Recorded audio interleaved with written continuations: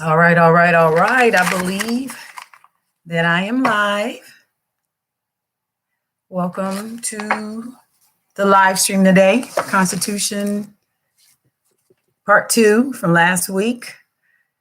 Um, I know you think things are a little different, but welcome. I'm Kim, and unfortunately, Vic's not here. She's sick with a real bad sinus infection. She's in the comments. Hey, Vic. So let's just wish Vic wellness and pray for her healing. We know at a time like this that, illnesses can really kind of take you out or we have to be cautious. So Vic, for you and for a speedy recovery so we can be back here Friday together. Welcome to my home. Usually you used to us being in the studio, at Vic's house, but we're actually at my home today, broadcasting from my boudoir. So welcome to Seeking Educational Excellence channel. Make sure you like, share, and subscribe to the channel. Today, I'm going to be finishing up what me and Vic started last week about the Constitution. So welcome to the channel. I'm having my coffee today. Usually Vic has fixed me or allowed me to fix a nice hot cup of coffee. So I kind of missed that part of the broadcast and us having, we usually have lunch together too. Vic, let me tell y'all something. Y'all may not know this, but Victoria is an excellent cook. I missed that meal today. We usually have a nice lunch together before we get started with the live stream. And I'm telling you, Vic can cook really well. It's probably good because I won't gain that extra 4 or 5 pounds in a week because I always overstuff myself. So I miss her already, but I know that she'll be well next week and ready for our live stream as we come back to you straight to the head. And remember, what we talk about here at Seeking Educational Excellence is our goal is to bring you information that you can look into further. Our goal is to educate. Our main audience or the main people that we really want to help is people in grades K through 12, their parents and teachers. And Seeking Educational Excellence, we're into really helping educate people about the basics, about reading, writing, arithmetic, civics, the things a lot of times that are not taught in schools now, especially in the public schools. Go back if you get a chance to check out our series on school choice, which we've actually somehow coined a new phrase. I can't remember, Vic, who came up with it, but it's really parent choice. It's the parents who get the choice to send their children to what school they want to instead of it being the school choice. It really is the parent choice. So if you get a chance, go back and look at our videos we did about school choice and then parental involvement. We did a 2-part series on parental involvement in the schools. And that's how we ended up really coming up with that phrase about it being parent choice. It's not up to the government or anybody else to decide what school your children can go to. It really is up to the parents, and that option should be available, especially in a free society, which our country, the founding of America is based on the Constitution, which we're going to talk about today, which set up our freedoms and our liberties. So last week, yes, your tax dollars and choice for parents, parents are paying taxes. So that was what we talked about. Parents are paying taxes. And so they should have the choice because taxes pay for public education, right? So the parents should have the choice with taxes. And I know that's very near and dear to a lot of parents' heart, and even non-parents too, because people who own homes in these different school districts are paying taxes. Their property taxes go to the fundings for the schools. So I think that's a very important issue that we had talked about, and maybe later down the road, we'll revisit it. But last week, we did talk about the Constitution. It was based on a class that I took with Hillsdale College called Constitution 101. And shout out to Hillsdale College. If you're familiar with them, and if you're not, go to their website. I think it's Hillsdale, either it's hillsdale.com or hillsdale.edu. I'm not sure which one it is, but if you just Google Hillsdale College, they will come up. They don't take any public funding. They are I believe, Christian based, or at the very least, their focus is on the building of character as well as education. So, and they are very oriented to teaching true history and civics and other topics that help develop character. So their goal is to have functioning, literate, contributing individuals to society. So they have a course called Constitution 101. It's free. I highly recommend taking it. That's where I got my information that I'm going to share with you today. You know, what's funny is, Vic will probably appreciate this, is that usually I talk too much. She tells me this all the time. So now I have the opportunity to just talk for an hour.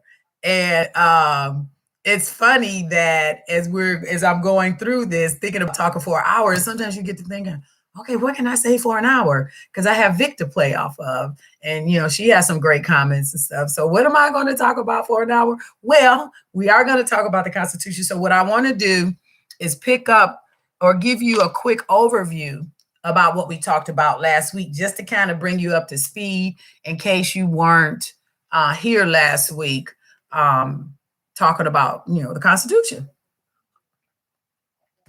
And just to give some perspective on the Constitution and its founding in this country, it's the only document of its type in the history of mankind.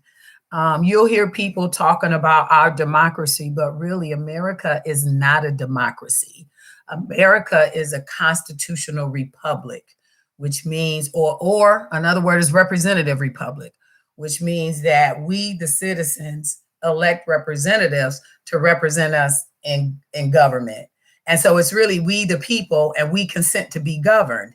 And from the political landscape of today, it doesn't look like we're consenting. It looks like the government is running roughshod over the citizens, and it's nothing can be further from what this country was founded on. So I'm going to give a quick overview about what we talked about last week, and then we'll come up to date to what we were going to finish for today. So the theory, we talked about the theory of the Declaration and the Constitution. So the Declaration of Independence comes in three parts. Wait a minute, let me make sure I got this right. So the Declaration of Independence does come in three parts. It lists what the king did wrong. He interfered with the legislature and wrongfully imprisoned citizens. And then it talks about final causes. Excuse me. The final causes are the ultimate purposes. They're the things that we seek above all others, things that we would die for. You know how the Declaration talks about life, liberty, and the pursuit of happiness. These are things that are intrinsic to human beings. You know, liberty and freedom are very important to human beings, and the pursuit of what it is that we deem important. And these things are universal principles that come from our Creator, not from government. So government is that necessary evil to protect our final causes, or those things that we would die for. So if you think about our government now and what it's doing, do you think that the government is really protecting our freedoms and protecting our liberties? That's a great question. I want you to really think about it, and, you know, put some comments out there and let me know what you think. But that was interesting. Our final causes are those things that we will die for. That's what the Declaration addressed. Then you have government, or our Constitution, which protects our formal causes. Okay. The Constitution has 7 articles. And I think we talked about this last week. You can go online, Google it. You can get copies of the Constitution to see what it says. But the Constitution has 7 articles. The first 3 articles set up the 3 branches of government. You have the executive, the legislative, and the judicial. And now think about it. These are co-equal branches of government. Y'all, if I'm looking kind of crazy, let me know. I'm seeing seeing a little lint on my shirt, on my turtleneck. But I digress. But there are 3 branches of government: the legislative, the judicial, and the executive. And these are co-equal branches of government. One has no power over the other. And I don't remember, but I do remember when I was in elementary school, we learned about them. And then we learned about something called checks and balances. Remember? So when you have the co-equal branches of government, one is not more powerful than the other. Unfortunately, in this day and time, it does seem that way. Now, it seems like the legislative at some point has more power over the executive. The executive at some point, it depends on where we are in public policy, and what we see going on is that it seems like the executive branch has more power than it was intended to. And then we're not even going to talk about the judicial branch, the Supreme Court, and how sometimes there's legislation from the bench. And then sometimes Congress can overstep its powers. So the 3 branches of government are actually set up in the Constitution. And they were set up by the founding fathers, Madison, Jefferson. They went through a whole constitutional period where they were setting it up. There was a time where they were debating and writing articles about how the government should be set up. And ultimately, they came up with the Constitution. Then we talk about natural rights. And that was what I just mentioned before. Our formal causes are our natural rights. These are things that are endowed to us by our Creator. We hear that in the Declaration of Independence. So the natural rights, the relationship, what ended up happening because the Americans or the colonists were fighting for their natural rights, that's what kind of pushed us into the Revolutionary War, right? We felt like the king was overstepping his bounds and stepping on our natural rights. So during the French Indian War in 1763, so this was just before we became a constitutional republic. And to go back a little bit, we had something called the Articles of a Confederation that was like the basis of our government. And it just wasn't working because it gave a lot of power to the state legislatures. And then the state legislatures began to become tyrannical and ruling, making rules for thee, but not for me, and showing favoritism. And so when I think about it, that's probably why the Constitution was set up with the co-equal branches of government. So when they started to become tyrannical, that made, hold on, y'all, that made the colonists want to come up with a different form of government. And I think that's how we got from the Articles of Confederation into the Constitution. But the Constitution came as a result of the Revolutionary War. The relationship between a colonist and Britain. You got to remember, too, America was initially a colony of Britain. But folks left Britain because they wanted religious freedom. So it's kind of a little bit of a conundrum. You had some who were still loyal to Britain, but Britain was ruling, and the king there was a tyrant, and he was ruling in a tyrannical way. He was, taxing, taxation without representation. I don't know if you guys ever heard that. And then I don't know if you ever heard of the Boston Tea Party, which was a catalyst to the Revolutionary War, because Britain was imposing these heavy taxes on the colonists. And they were really starting to feel like, no, that Britain didn't have a right. So it ended up splitting the colonies. And I think we actually went into the Revolutionary War with a small amount of people who wanted to, and you got to imagine Britain was this great big conglomerate, or they were the power. Britain was the world power at the time. So can you imagine this small colony of former Britain citizens going up against this huge naval military power? You gotta understand what happened in the Revolutionary War was incredible. Nobody expecting those little colonists to beat Britain. It was an incredible thing. So, this country, and I know people have a lot of different opinions about the founding of this country, which doesn't necessarily mean it's not true. There were a lot of things about this country. It's not perfect, but you got to think about what this country went through to be birthed. The story is quite phenomenal.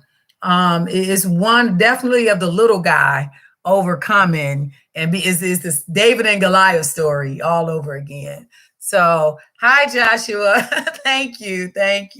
So, when we talk about the Revolutionary War, or even our natural rights in the American Revolution, that was how it started, because we felt like Britain was taking away our natural rights.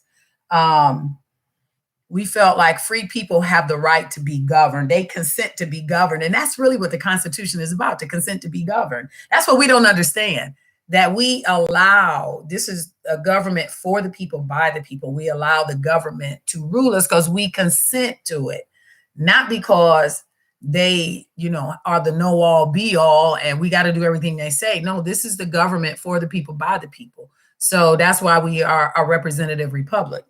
So, and like I said, the Declaration of Independence stated our natural rights, but the Constitution secured our formal rights. Our formal rights are the laws that are set up, like laws, property rights, and things like that. These are the necessary things for the government to protect us, because the government actually, in its best form, should protect our natural rights, and then it protects us from having crimes committed on us, right? It sets up the laws and everything. It gives us the property rights, just basic necessities. The intent of the founders was not to have this huge government that we have now. The founders really felt like less is more, and that the government was a necessary evil. So, and the more I think about it, because I used to be a big government person as well, I felt like the government was the answer to everything. And as I've learned and studied this kind of stuff more and more, it seems like the government is infringes on our freedoms more. One of the things I think about is, you think about the Second Amendment, right? The Second Amendment is the right to bear arms. There was no type of, it said the right to bear arms shall not be infringed. But now you got people talking about registrations, licensing. You got to go through all of this just to be able to own a firearm. I remember for me, buying my first firearm, I had to go to the sheriff's office. I had to get a gun permit.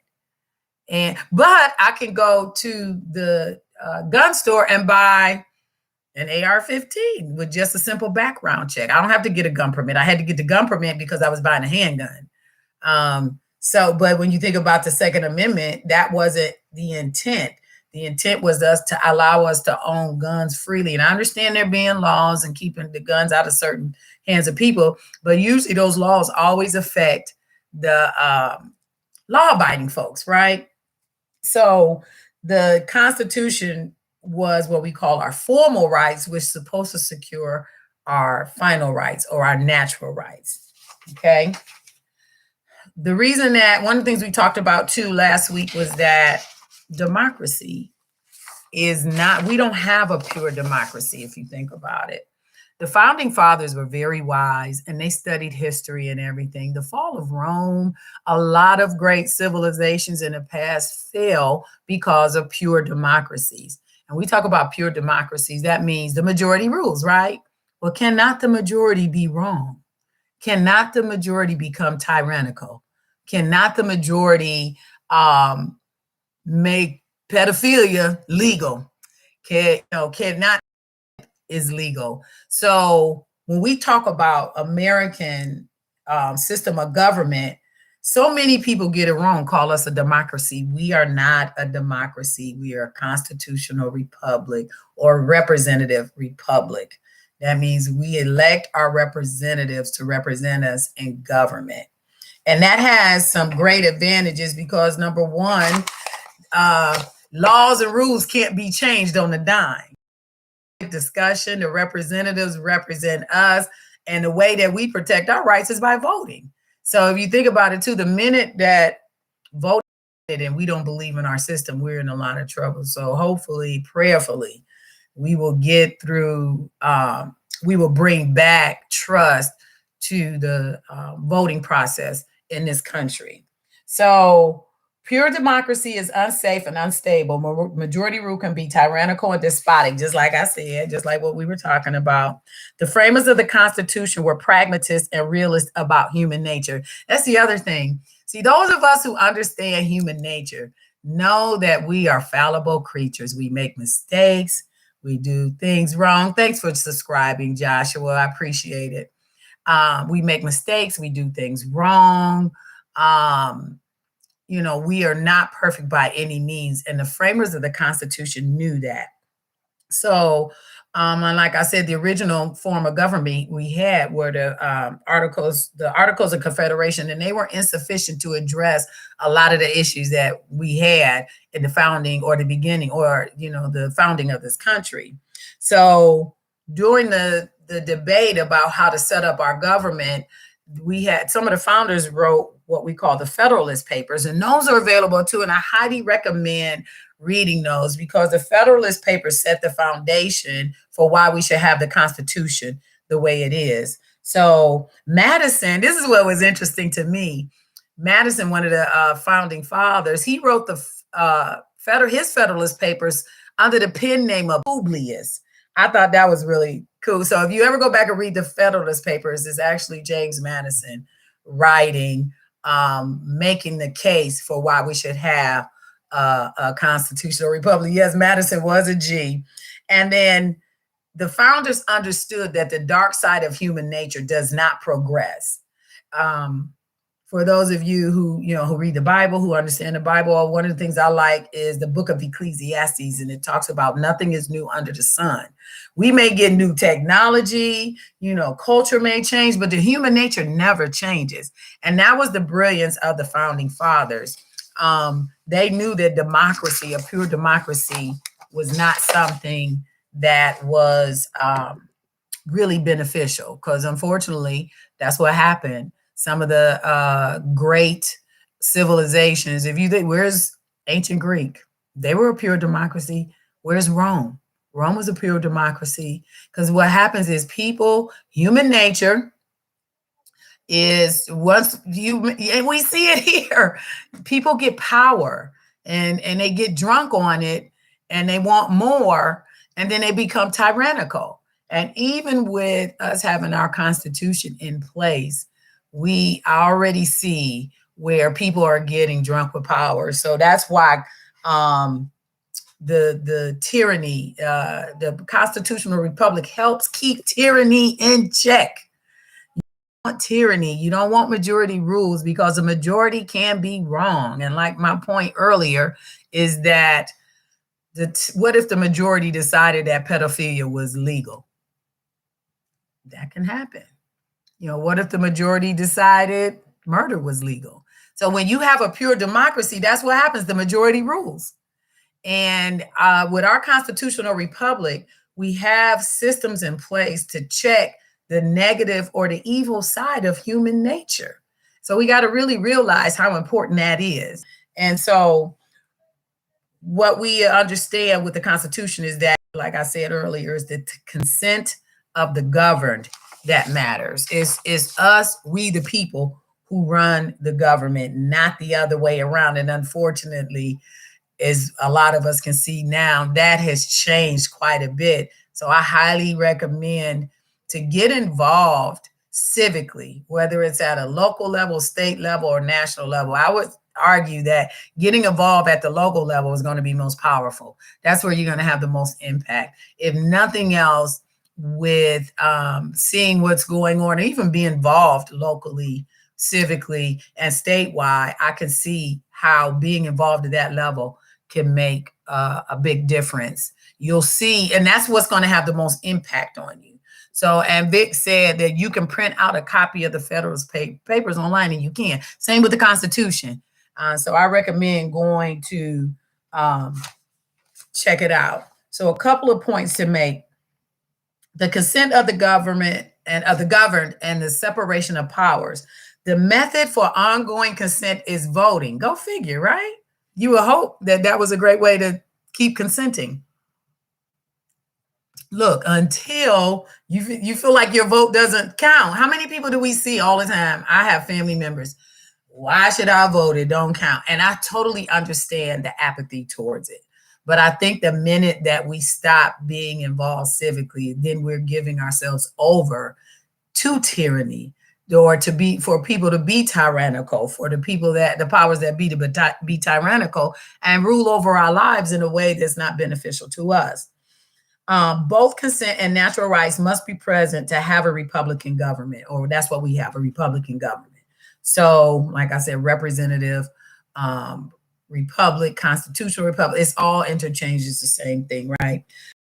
Democratic governments vacillated between tyranny and anarchy.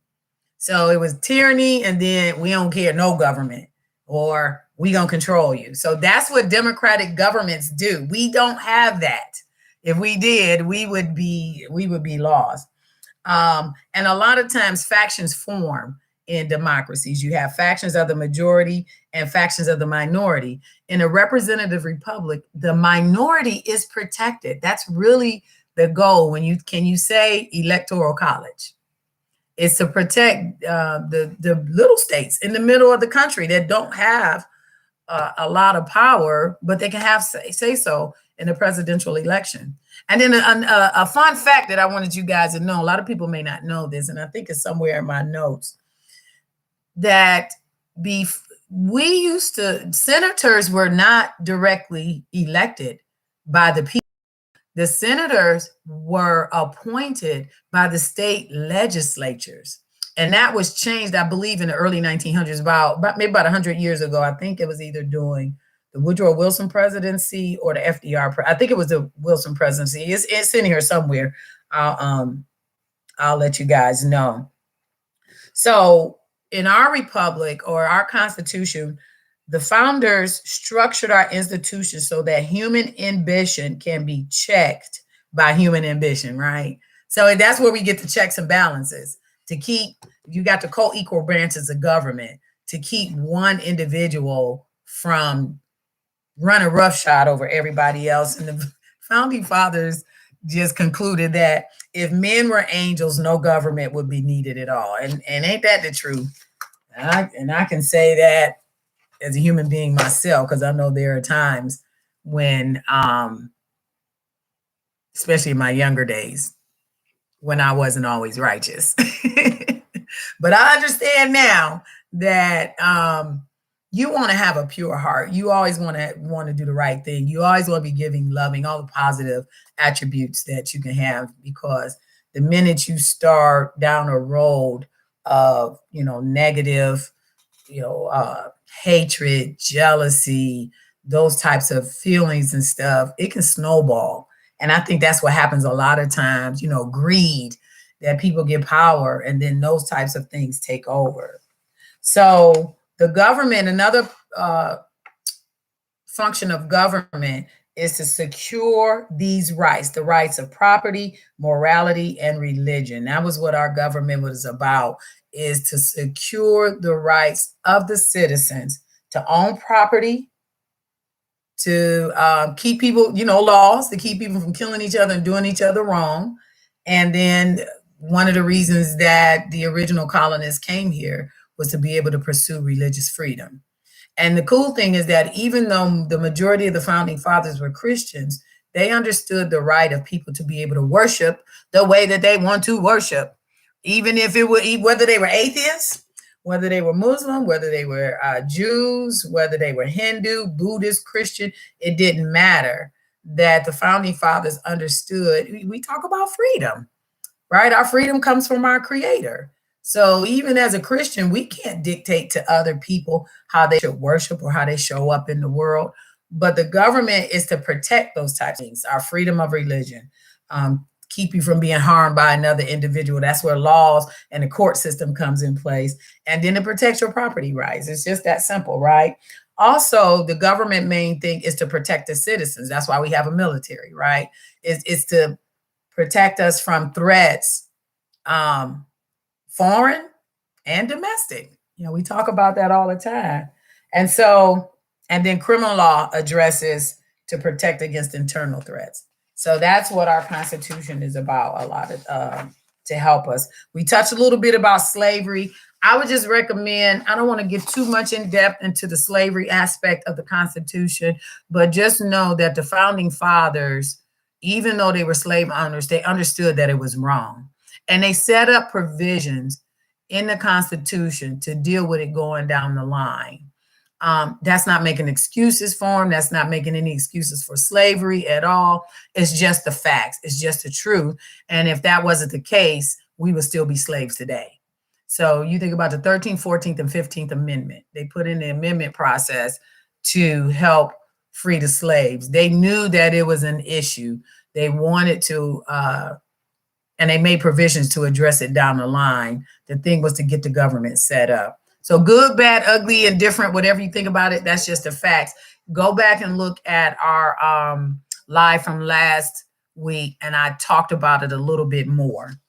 Okay, so I don't want you guys to think that, slavery was not an issue. It was. I mean, it brought about the Civil War. You'll hear people talk about states' rights, and that was an issue. The southern states felt like they had the right, which was part of the Constitution, to own slaves. And that was just a small part of it. It really was. It was really basically about the South wanted to keep their slaves because it was a very lucrative business. The funny thing about it is that they started talking secession from the Union. And remember, we did have Confederate states for a while.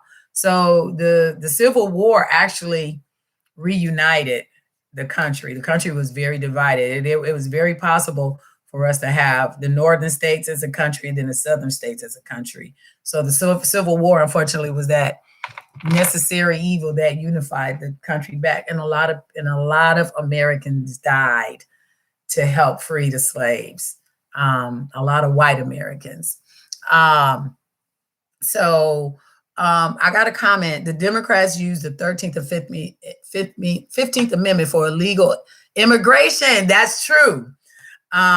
Because and I'm glad, thanks for that comment, because I can't remember, it was the amendment that talks about if you were born on this soil, that you automatically become an American citizen.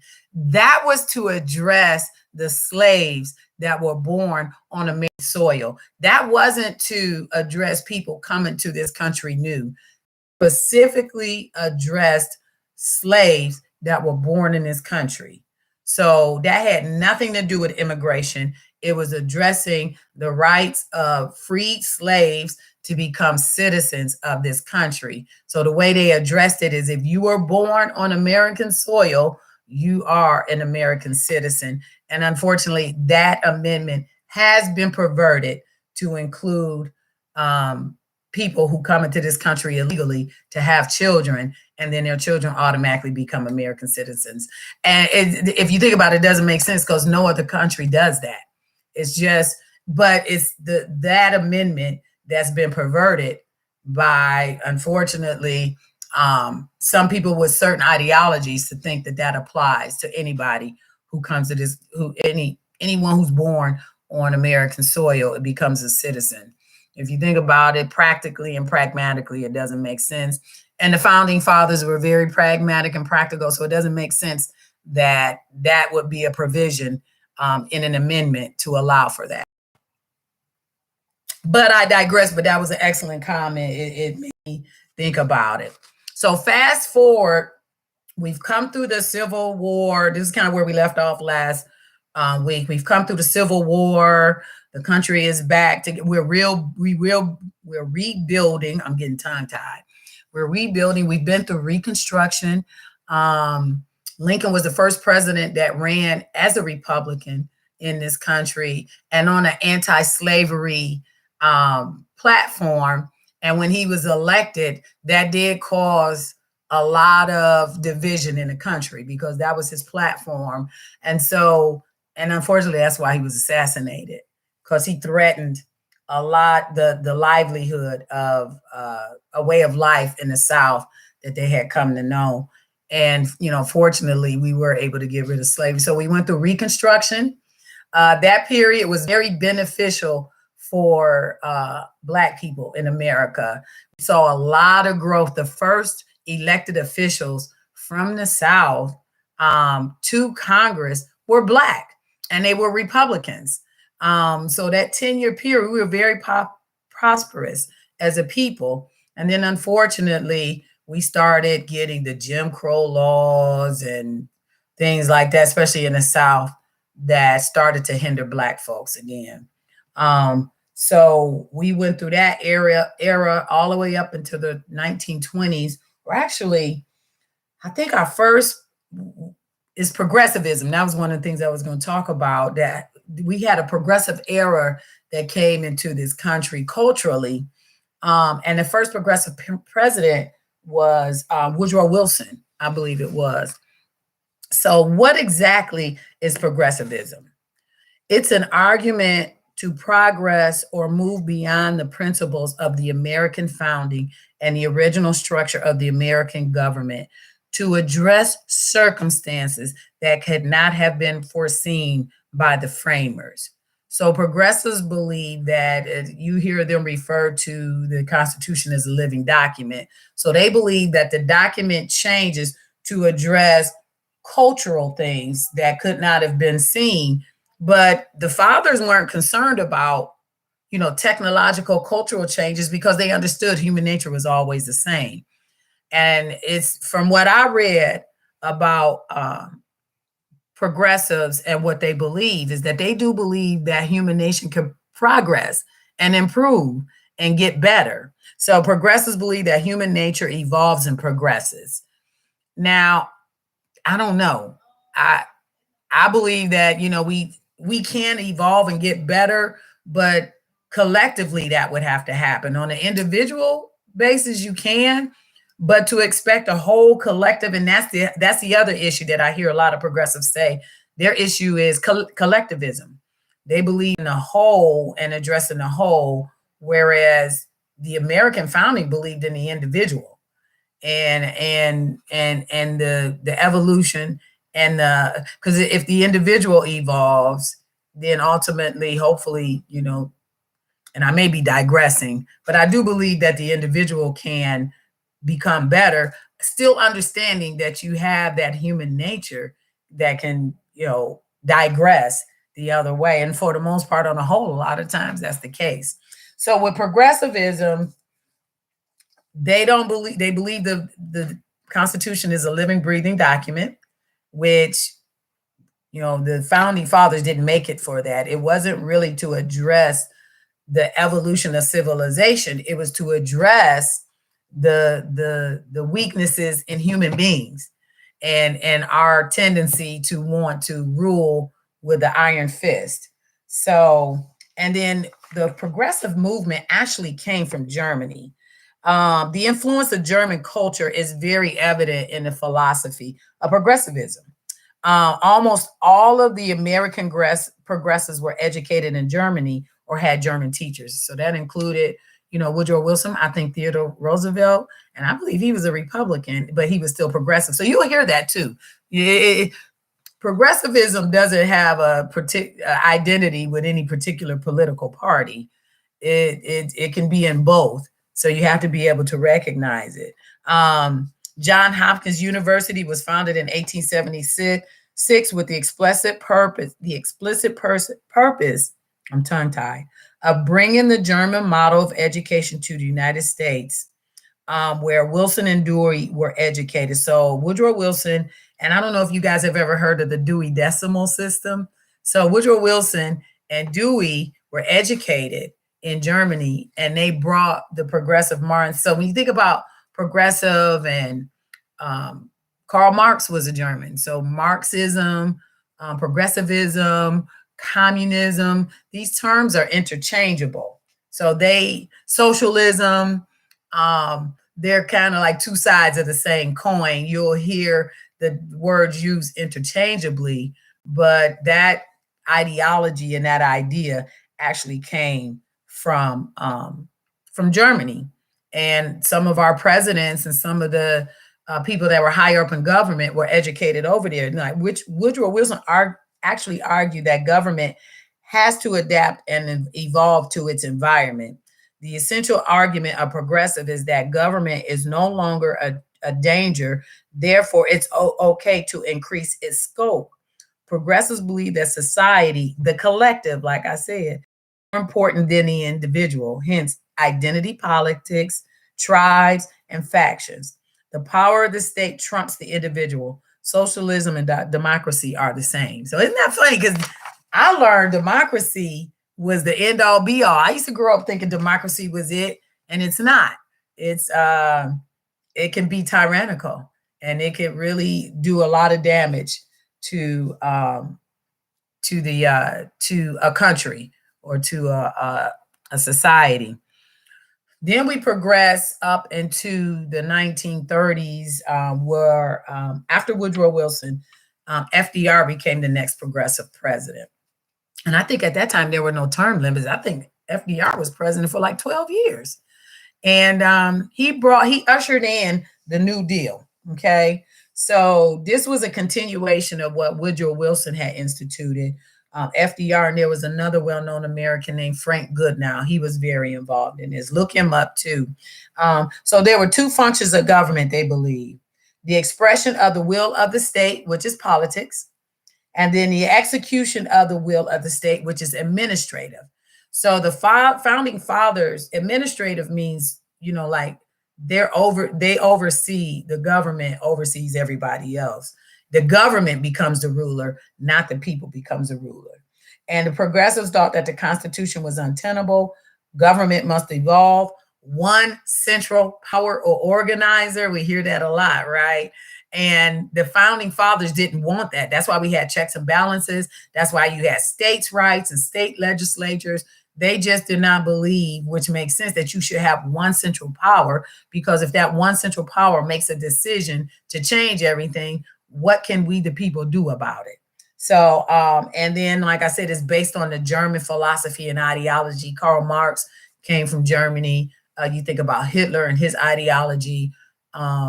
It's very prevalent in progressivism. So when I was studying this, it was fascinating to me. One of the things that, like I said, I used to think that democracy was the end all be all, and it wasn't, and it isn't. You want that representative republic, so the founders saw the president as the chief executive, but progressives see Congress as the voice of the state and local constituencies. Doesn't that, it seems like that's what we see now, right?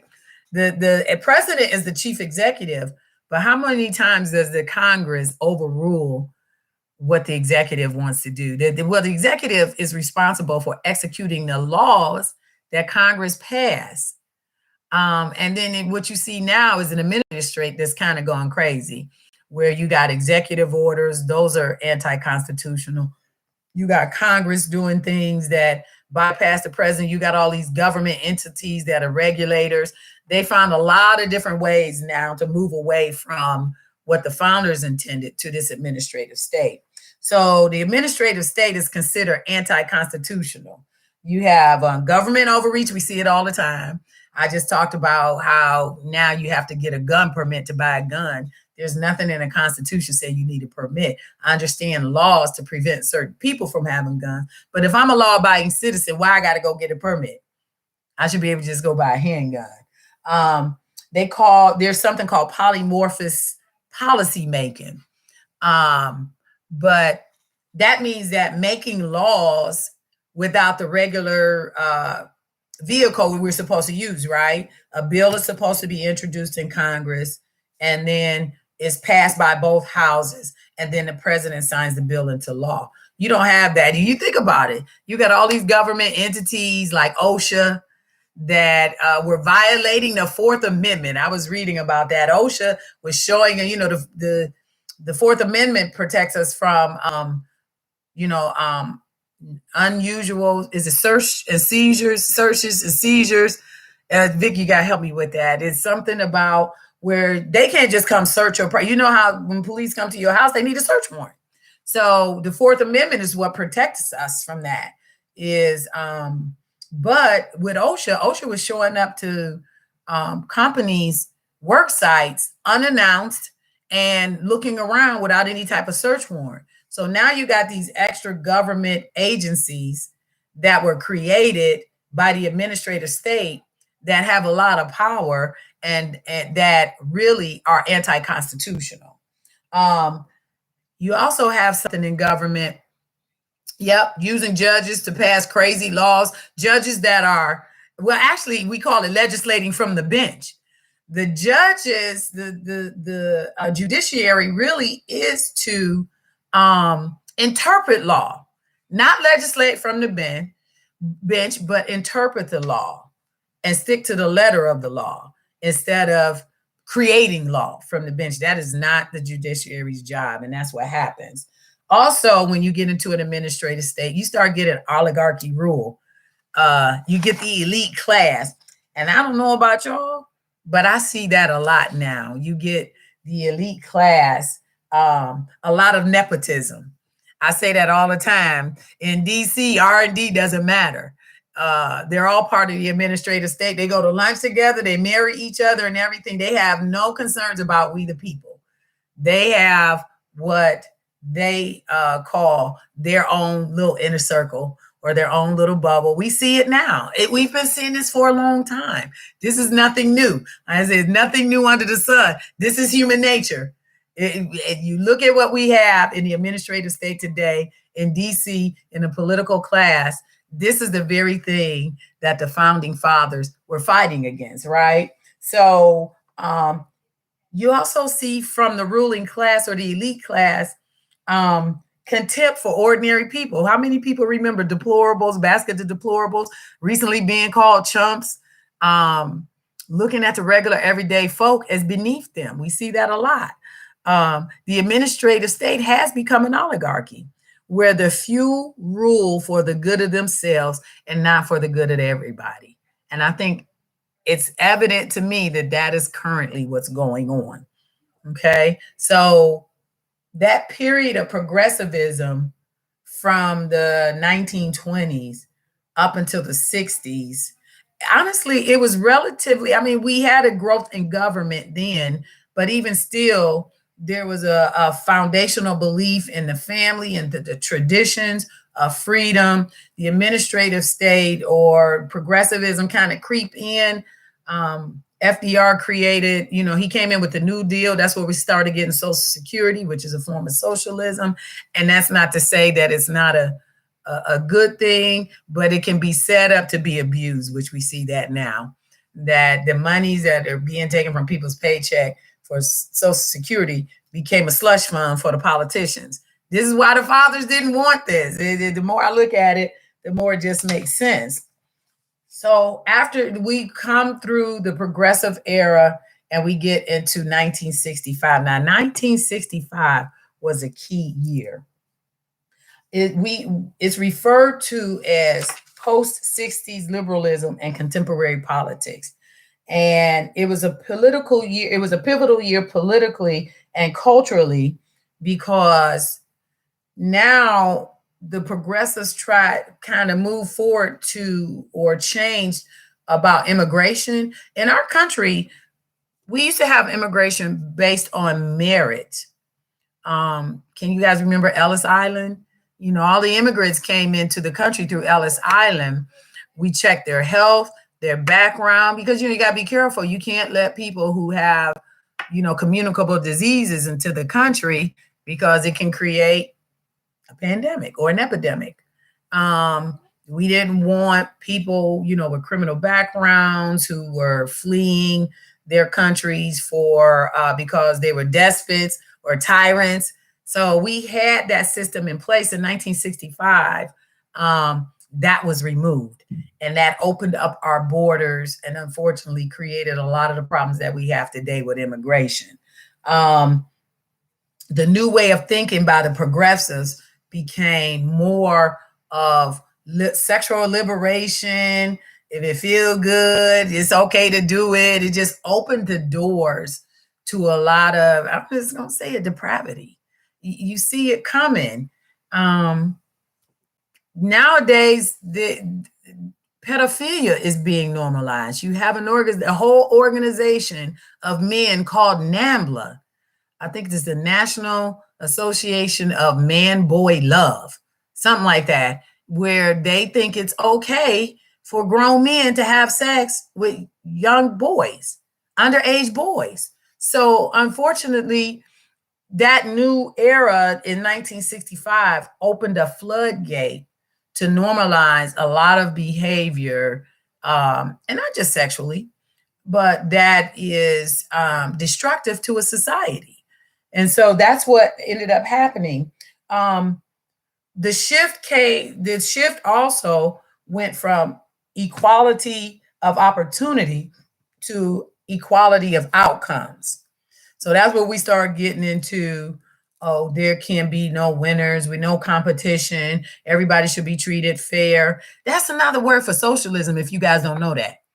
That when you got central government controlling the outcome and everything, and that goes to things with price controls, minimum wage laws, and stuff like this. These are things that are really detrimental to a society because it does not allow people to be productive. To just think about it, if the government controls everything, how can you pursue? Why would you pursue your happiness and maybe starting a business when the government is going to take it away from you? So that's one of the things that we started to get into this progressive era. And then there became this unholy alliance with large corporations and government. Don't we see that now?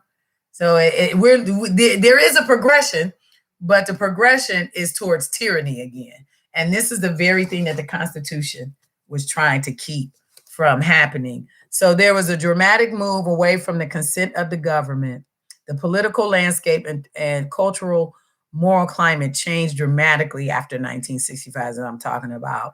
The new view was that the government exists to protect the rights of the less advantaged, those who are the least among us, instead of focusing on the common good of all. It was characterized as the right to self-esteem. New left transitioned from progressivism post 1965. Like I said, even with progressivism in the early parts of the year, there still was a foundational belief in traditional families, in traditional beliefs, in traditional culture. But 1965 changed that. That was very pivotal. You got to think about it, that we hear about the sexual revolution. I think the birth control pill was created around that time. So, women became more, sexually active. And that's, I'm not a prude. I understand that, women, we're sexual beings too. So the birth control pill was very liberating for a lot of women, but it swung the pendulum so far to the other side that our society started to crumble.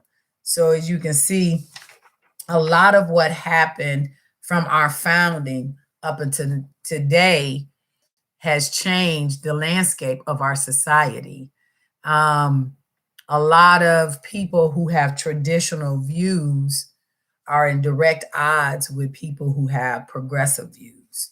But one thing we definitely know is that families, the intact family, the natural family is the fabric of society. And when you get progressive views that believe in, normalizing pedophilia, things like pedophilia, transgenderism, actually the psychological or the professional and psychiatric name for it is gender dysphoria. It's a psychological, psychiatric, mental mental illness disorder, but we're now in the process of normalizing it where small children can make up their mind about what gender they are and then opt for surgery. And in some places, children can actually make the decision to have these surgeries without benefit of the parental consent. That's crazy to me. So yeah, Joshua, I absolutely believe progressivism is dangerous, because it to me it's just a guise of wanting to give rights to everybody, but all at the same time gaining power in a centralized way as an oligarchy, right? And they are seeking to take over the Democratic Party. I agree. And it's scary to watch. We're watching it now. We're watching these people openly lie, put out propaganda, try to take away parents' rights, try to take away your freedoms and your liberties. We talked about the unholy alliance where corporations look at big tech, the government, deplatforming, silencing people. If I'm not mistaken, one of the First Amendment gives us freedom of speech. And freedom of speech doesn't protect speech you agree with. It actually protects speech you disagree with. It protects the very speech that you may vehemently disagree with. And I believe in protecting people's rights to say what they want to say, because I want to be able to say what I want to say. That's the First Amendment doesn't protect speech that agrees with everybody. It protects the very speech that you disagree with. So you got to consider what the founding fathers intended by writing the Constitution to what we have today. And it's nowhere where we want it to be. So my final thoughts about this as I wind up, I didn't think I could talk this long, but I guess I'm in sales, so I can, is that I actually see, and a lot of people are saying this, that there's going to have to be some type of revolution. Now, that don't necessarily mean a hot war, but you see, we're already having a cultural war. And this revolution will be fought on the battlefield of ideas, but I see it coming. And I see a lot of people waking up to what's going on in our culture. There's also a movement that's going on called the Convention of States, where they're actually, if you can get the majority of states to agree to something, you can change the government. You can have amendments.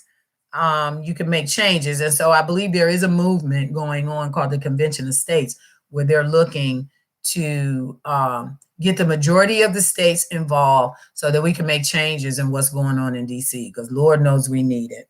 The other thing is, of course, the Civil War. Again, it doesn't have to be a hot war. It can be a war of ideas, of words, of laws. But I mean, we've been here before. The country's been divided before, and it obviously is divided again. And I don't know where it's going to go. I think it's some way something's got to change, because the administrative state is growing. Central government is growing. The elite class is here. And I think they're looking to unleash tyranny on us. They are. So my final thoughts are to get active locally. Do that first. Well, no, my first thing is get your own house in order first. That's what Jordan Peterson talks about. He said, clean your room first, get your stuff together first, get active locally, civically, find out, your school boards are elected, your sheriffs are elected. Start there. They're the ones that are going to have the most impact on you. And then let's let that bubble up to the federal level. That's where I think we can have the most impact first, where the revolution has to start, where the Civil War has to start, right in your own government. So guys, we got about 30 seconds left. I appreciate everybody who's been on this call. I can't wait to see Vic next week when we're back in the studio. We'll be posting what our next topic is going to be. I'll talk to Vic And we will definitely see you guys next week at the next live. And I thank you guys for hanging in there with me. Thank you, Joshua. Thank you, Vic. I know it's a couple of other people. I see 5 people on the live. And please, after I end the stream, make your comments and make sure that you share this video out. And like, share, subscribe again. Thanks a lot, guys. We will see you next week. Bye.